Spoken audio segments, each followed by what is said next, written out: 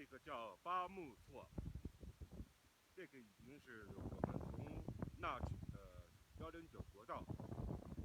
岔到301省道以后，已经走了一半的路，还有一半的路才能到耽搁县。这是我们路过一个错啊，也是很大的一个错了，叫做八木错，非常漂亮，蓝色的水，远处看是蓝绿色的水，非常漂亮。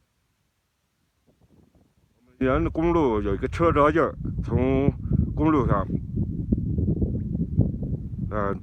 开车下来，沿着车辙印走到湖边，再往这边走就不能走了。我现在是站在湖边了，